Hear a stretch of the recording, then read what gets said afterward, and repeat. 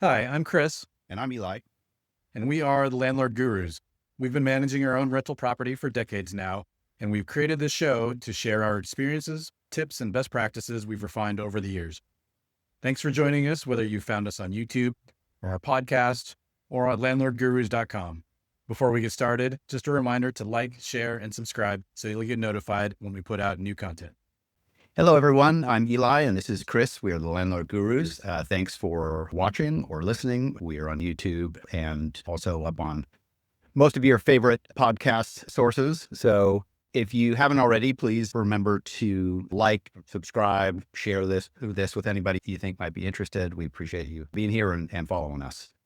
Today, we're going to chat a little bit about kind of current events. Chris and his family have actually just pulled the trigger on a new property here in Washington State, and they haven't closed yet, but we thought we'd talk about the process of choosing the property, evaluating it, and deciding ultimately whether to go ahead with it and at what price. So, Chris, you want to just give us a little bit of a rundown on, what the nature of this property is and maybe where it is and a little bit about it? Sure, yeah, thank you, Eli. Yeah, and I figured it'd be a good time to talk about this while it's still top of mind and fresh, and seeing as we just kind of went through the process. Maybe we can share some of the things that, we've been thinking about that might be applicable to a lot of you guys out there. So yeah, it's a property in Washington State. It's not in Seattle. It's in a town called Walla Walla. It's a few hour drive out of town on the other side of the state. But it's an area that, we've sort of got a personal connection to. How Eli does as well. And yeah, it's an interesting location that's come up quite a bit in the last few years. It's got a burgeoning, economic scene, tourist scene, It's a wine wine town. industry. Yeah. So Become a real wine destination on top of being it's a big wheat farming yeah, part of the country as well. So yeah, surrounded by wheat exactly. fields.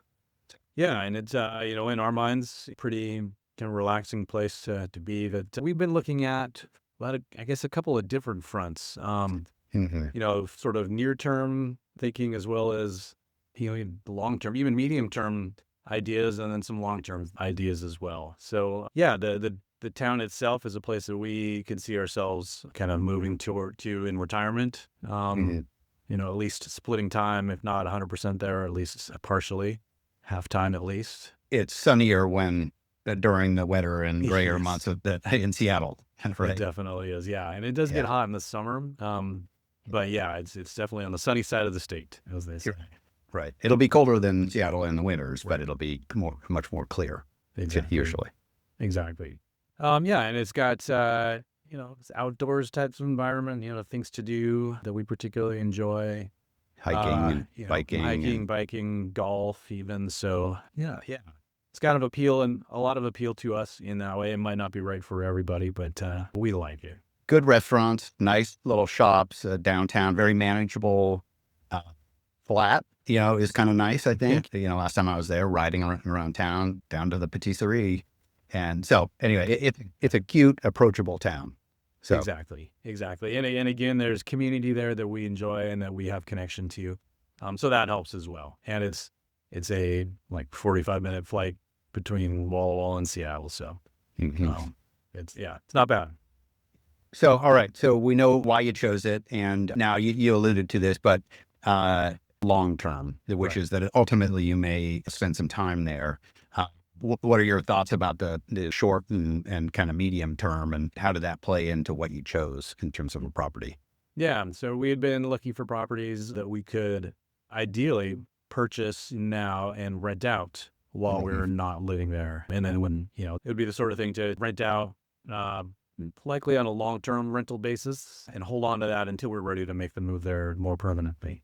So yeah, so we were looking for properties that would be a good rental type property, both in terms of location, Yeah. and also in terms of, kind of the type of property and the type of house. And That now, kind of thing. it is a short-term rental destination, being kind of a wine country destination. Uh, However, as many people are probably aware, places like Walla Walla are changing their laws around short-term rentals. So, am I correct, Exactly. Chris, that you no longer can purchase and Airbnb or short-term rental out a property that you don't live in? Yeah, sort of. So you can, a few years ago, Walla Walla did make it, um, in the past restrictions on short-term rentals that you were required to live on site if you wanted to rent it out short-term. And they grandfathered in a bunch of properties that had been doing short-term rentals previously. So Right. those properties and those owners are still able to short-term rent out their units and their properties. And those licenses actually run with the property. Oh, So really? you could purchase a place that has the license and that had been grandfathered in, and you can Mhm. continue as long as you maintain it and continue operating it as a short-term rental. You can continue to run it as a short-term rental I'll as long bet as that that runs a premium. it does. Yeah. So there are places that we had noticed that had that, and that was definitely a selling feature. Is that like a 10% premium, you think? Or I don't know. I wouldn't be surprised. I know it's definitely a marketing point that they were hitting on some Mm. places that we saw, and they were priced higher than other comparable properties for sure. Right. So you decided that wasn't a priority necessarily for you. And you, and unlike me, you've actually operated short-term rentals at a separate unit in your house. So you know that it is work too. So Yeah, even if you exactly. were to do that, you had to get somebody to set up to do the cleaning and fix You things do, in a timely basis. And if you don't live especially if there, you're not living, especially if you're not living on site, then it requires a lot more yeah, ongoing management. But if we were to live on site, we could rent it out short term. So that opportunity is still theoretically there, just with some rules and requirements be right. placed on So us. what were your basic criteria for a property? And you have an eye towards eventually living there or spending a good Right, portion of your time there, right? So right. what are the must-haves? Well, it had to be a place. What we were hoping for was a place that we could get it rented pretty easily, as is. We're willing to do a little bit of work, but it doesn't have to be totally turnkey. But we didn't want to have to start a big project just in order to get it rented. Which might be a different consideration if you're looking to live there full time. You might be willing to take on a little bit more Yeah. in order to make it what you want. But in this case, we're looking for some place that would be a good rental. It's Mhm. got decent space. I think in Walla Walla, particularly location, is kind of a priority. Walking distance to downtown and to the some colleges and things like that. Um, and with a yard, good decent sized property that someone could kind of live and enjoy. Most Yeah, a little likely bit. a smaller family kind of thing. Were you looking for space in particular? We live in Seattle, so it's by no means a really dense city. It's actually, fairly low density for a larger city. But this lot is considerably bigger than what we It have here in the is. city, It's right? a little bit bigger, and it's still just a regular city lot for Walla Walla standards. But it is bigger than what we have here in Seattle for sure. Size, and we didn't really necessarily have size requirements, but and this comes into more kind of thinking more medium and long term living is how can we improve the property? There's certain things we can do. So size of the property did factor in terms of the ability to build like a DADU, a detached accessory dwelling unit, as they say. Wh- Which in Washington State now, almost all, I think it's accurate to say all properties are eligible to increase density. I think there's literally no such thing as single family residence zoning anymore in the state of Washington. For So, most places, I think there is maybe it has to be a city of a certain size where these requirements come in. I mean, uh, um, but but but yeah, but a the, place like this, yes, they will. That by the legislature passed a couple years ago, requirements that you cannot have single family zoning anymore. right. So in most places, you can put two or three or more dwellings on a property. It used to be that a detached accessory dwelling, which I have here at my house, had to be fairly small. And they've lifted a lot of those restrictions. They've lifted parking restrictions. So then there are various different configurations. You can put townhomes, or you can add a unit in an existing house, or you can add a detached accessory dwelling, which can be of a significant size now. I mean, I think like 1,000 or 1,200 square feet, Yeah, I think, but up or maybe to even there bigger. might still be requirements in terms of the main house, a certain percentage size of the main house. So I know Or that in Walla Walla, the current rules as they are today are that ADU can be no more than 50% of the size of the main house. Although The living space, the conditioned living space can I be no see, more yeah. than 50%. So you could have a unfinished, unconditioned garage below, and then, say you had a 2,000 square foot home, you could build it up to 1,000 square feet.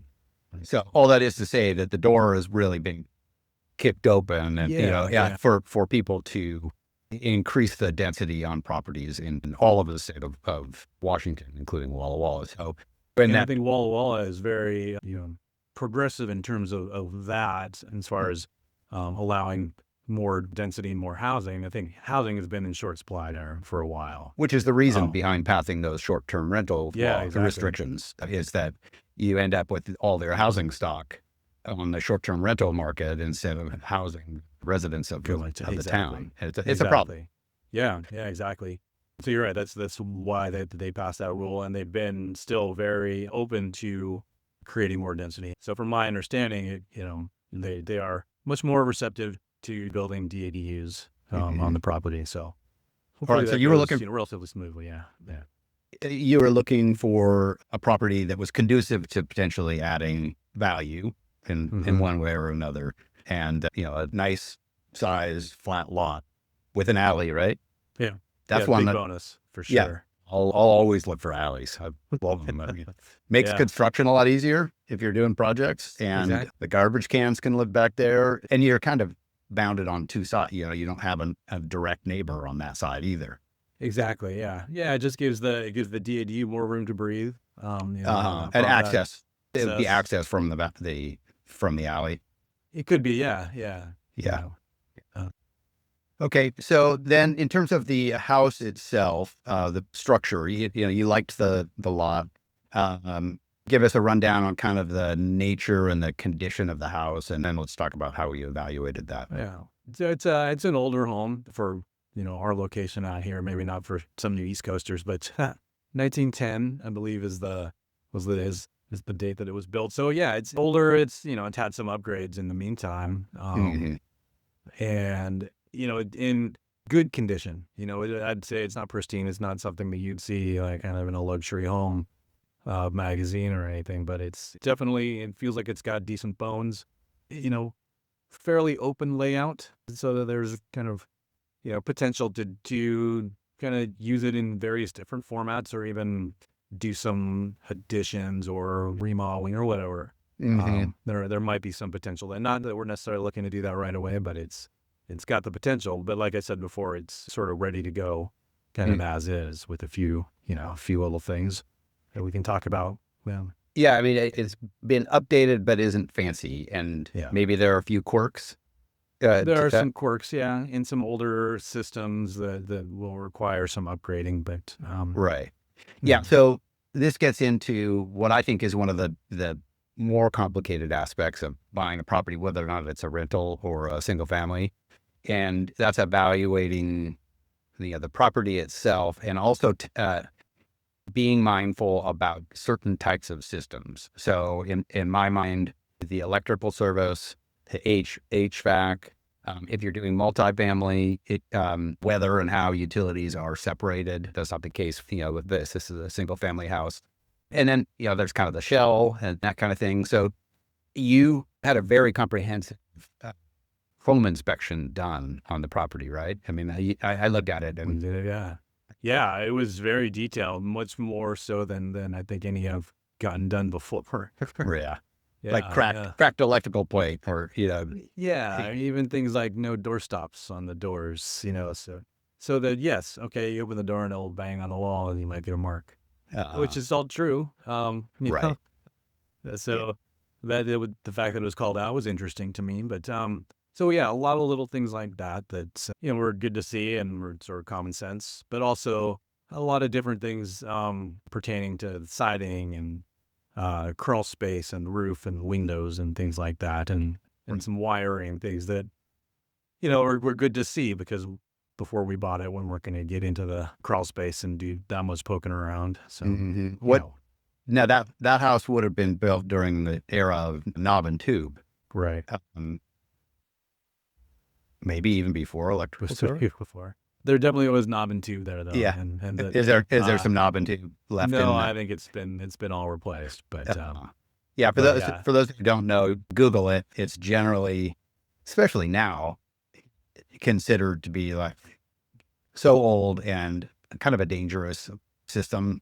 And it's best to be, if you're going to purchase a home with knob and tube, it's advisable to be prepared to replace it and right. to consider what that in your purchase, what that's going to cost you. So, For sure. w- You still might see it in some of these really older, quirky homes from that era. They're still w- definitely still around. Yeah. or bits of it. I Yeah. think that's probably the most common is that, Right. a new panel has been put in and, the kitchen's been updated and that's all got modern wiring. But the bedrooms, the light fixtures and or fan or maybe even the outlets still have a knob and tube branch to it. Right. Sure.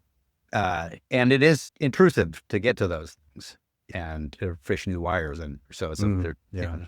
it's not surprising that people have left some of it in some cases. What about plumbing? That's the other thing is that, old houses like this will have had galvanized plumbing for the water supply. Yeah. No, And I think it's been upgraded. it, And either copper or PEX, copper. Yeah. Yeah. Mhm. I think in this case, mostly copper. I did see some PEX still. Or still, I saw some PEX in some locations, but which is plastic. yeah. And is more and more common. Copper has gotten so expensive that most new plumbing now is PEX, and it's Yeah. good stuff. But Yeah.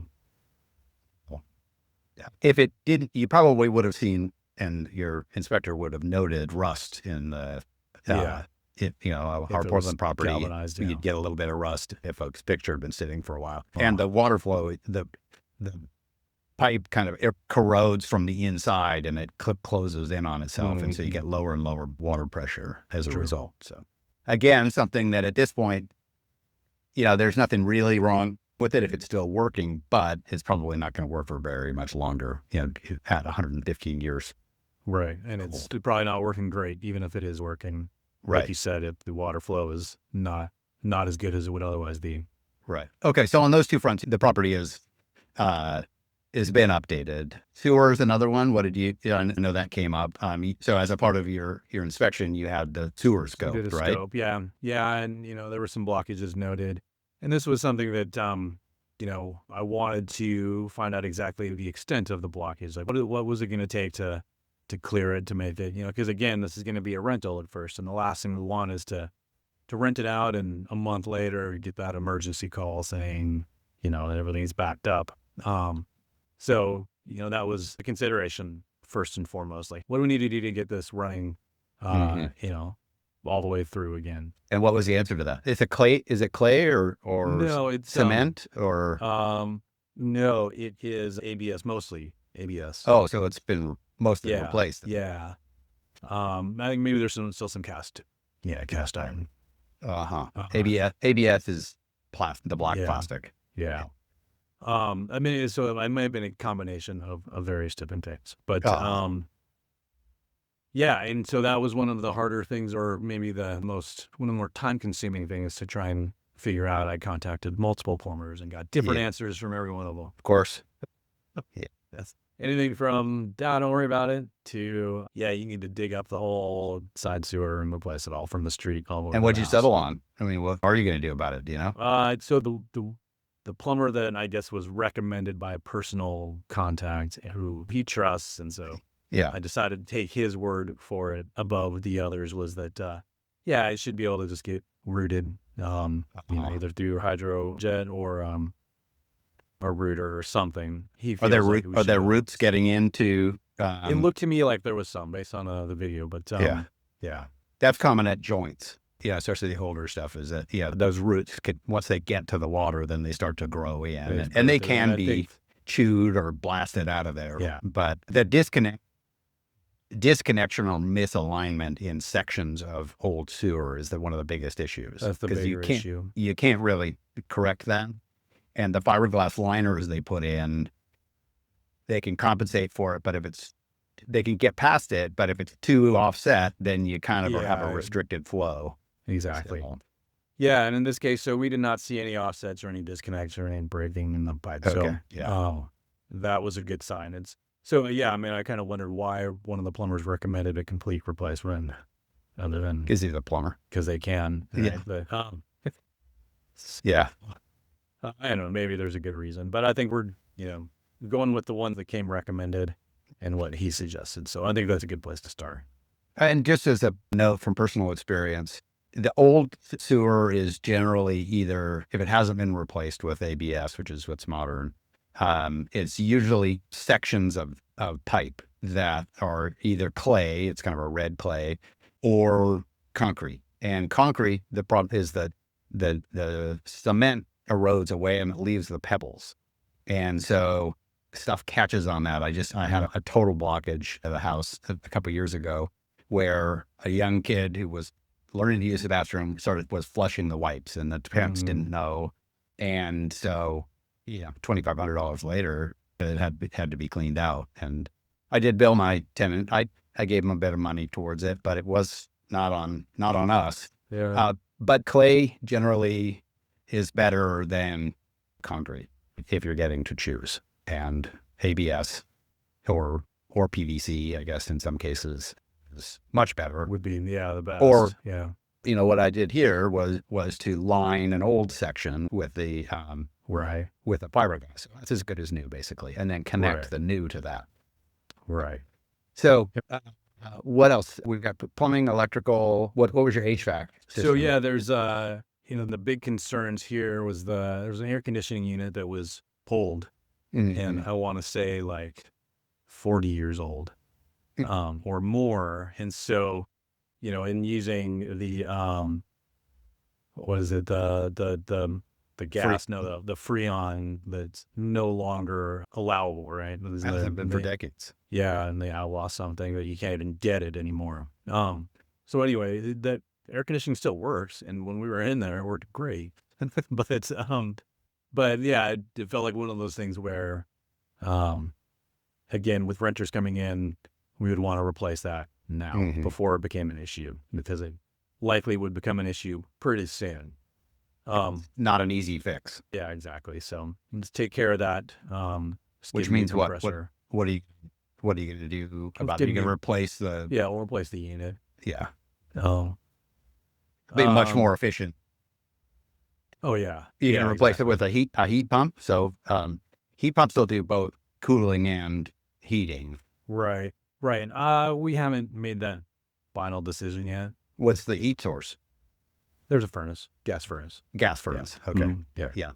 Which I think is actually seem to be fine, working fine. So yeah, you might want to consider not even that old. Yeah. So you might consider doing a heat pump, because you can get both heat and cold. Yeah. Heat pumps don't do great when it gets really cold. Right. So that is an issue. Although they say that that's gotten a lot better in the last several years. Yeah. Yeah. Or they'll put an auxiliary heat, what they call a heat strip in, which is basically just an electric element in the air handler, so that the heat pump does what it can, and then you can add heat to it. But I think you're right that they've, even since I put mine in 7 or 8 years ago, I think it's gotten considerably better.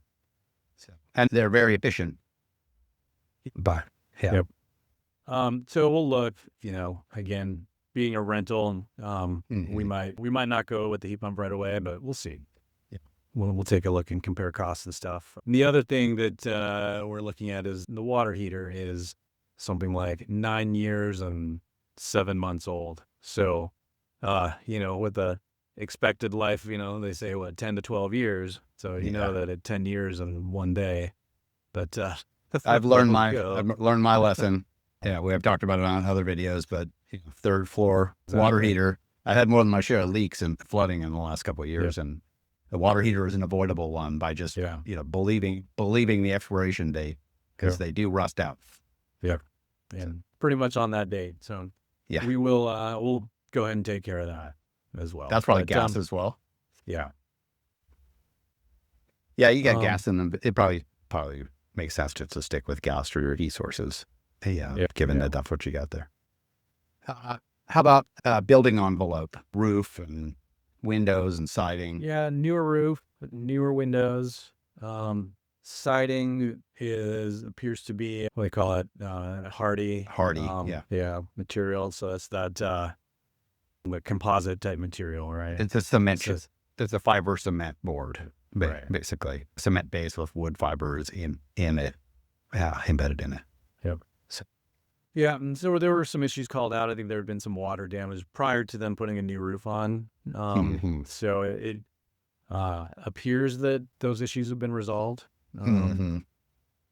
As far as, during the inspection, there was no, obviously they couldn't test if water was getting behind it, at the time, since it wasn't raining, but we think it should be fine. We think that there were some foundation issues that we think was due to, kind of water and erosion type things. There are no gutters or downspouts on the house. So I think once we get those on, it should hopefully, I'm going to knock on wood here, alleviate some of that. And fairly short overhangs too. Yeah. It looked like from the pictures I saw, it was a foot maybe, or maybe even a little bit less Maybe on a less than couple that, of. Yeah. So that's pretty short. So what that means is it's just dumping water right beside your foundation. Right beside the house. Yeah, exactly. So all that soil is saturated and it begets settling. If there's any settling to be done, it encourages it, basically. And Walla Walla is not a super rainy place, but it does, it rains comes and down snows. Yeah. And snows. Exactly. Yeah. Yep. So you'll be putting, you're going to put gutters on. Yeah. Yeah, and all that. It seems like a really simple thing. It's a pretty easy fix. And all it takes is to get water a couple feet away from the building. I've had problems with my basement units flooding because of a failed gutter, and that's water dumping right next to the building, and it just percolates in. Yeah, and you can end up with mold issues as well. Anything like that can happen. Right.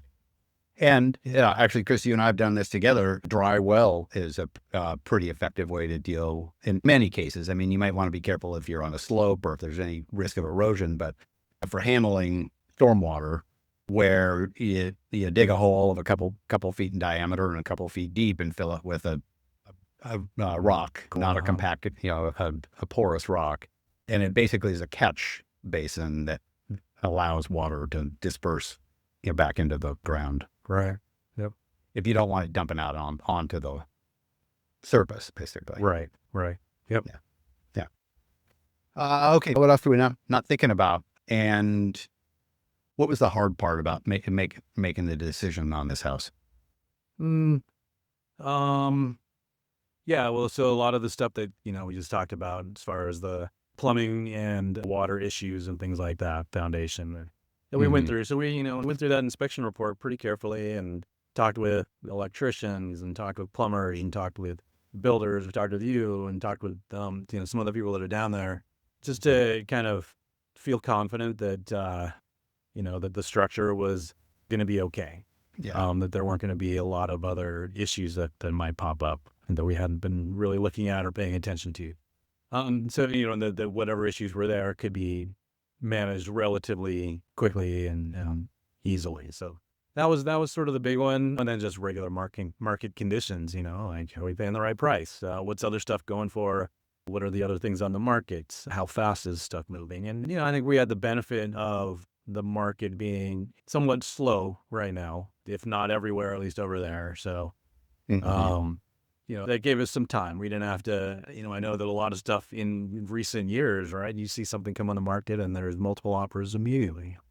And people got to make that decision and just throwing money and buying it without doing all their due diligence. So I think we were fortunate in that, this had been on there, on the market for several weeks, a couple of months actually. So it gave us the time to do the pre-inspection and to actually look into everything and talk to a bunch of different people. I think that was great. Yeah, it's not common to have time to consult with a plumber and because you got a pretty good feel for the electrician said, yeah, we can deal with all those things. Right. We'll throw a junction box there, and they were all attainable fixes. Yeah. Exactly. Yeah. And one thing I threw into the mix when we and I were talking about this was the question about what does dirt cost? That what's the market for just a lot there? Because especially with older houses, even if they're in okay condition, sometimes the difference between the price of a house and just a lot is not that far apart. especially places like here in Seattle where the values are so high. Yeah. But I threw that out there as just kind of a way of thinking about like how badly can you screw up here? Because Right. if you're pretty close to, just what did it cost to start over again? Not that you ever would, and not that there's anything indicating that you would need to in this case, but it's a high level look at this type of thing. And I have to say, that at this point in our lives, we have the ability to do that. Back in our 20s or 30s when we were starting out, we did the hundreds or thousands of $1,000 surprises were consequential, and so we had to be more careful. You know, for you, I think correct me if I'm wrong, but it seemed like the decision is, I think we can handle all this stuff. It all looks like we can sort out what needs sorting out, and if there are a surprise or two, that we haven't anticipated, it's not going to It's break not the end us. of the world, and we've sort of built in a buffer, Right. in terms of what, how we look at it and what we think, in terms of values and costs and everything else. We've got a buffer in there. Yeah. And I think it sort of goes back to what you're saying about the value of the dirt, and I think that provides kind of that floor, Right. where okay, yes, if it costs us an extra however much, 5,000 or 10,000 or whatever to get it where it needs to be, it can support that. You're The still value of okay. that property can support that, and Yeah. we're okay. And then like you said, we're in a position, fortunately, where we've got enough cash flow to manage that if necessary. Yeah. Yeah. No. But we don't You know, not exactly. And I almost don't say this because it's so cliche and obvious, but location, location, location. So this is walkable to town. It's on a nicely wooded block with other nicely kept houses. It's near a gorgeous park. Yeah, and it's not on a main street. That might be a little controversial. Some people are okay with that. It's not something I would do, just to Yeah, buy I property mean, and on a main it's street. not like it's a real busy town, Right. but the some of the main streets, so to speak, are not that, loud or Yeah. trafficy or busy. But no, definitely, not everybody wants it, even if it's in a small town. Well, and one of the reasons, even if it was I wasn't going to live there, that I would try to avoid a drawback like that is that if there's a market downturn and you or then find yourself in a position where you need or want to sell a property that has a drawback, like being on a busy street, is its relative value will come down more in a down market than a property that doesn't. Yeah, Where it's a buyer's market, the buyers will pick the property that is not on them. right. Yeah, that's a good point. Yeah. Okay. Cool.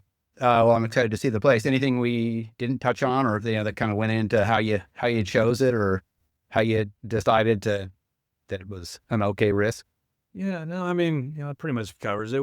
There, like I said, there were a lot of different kind of comparable properties on the market at the time. Hmm. Not exactly the same. So it was a lot of kind of, well, this property has these pros and these cons. And this other property has, a different set of pros that might be better than this in these aspects, but, has some cons that make it worse than this house in some aspects.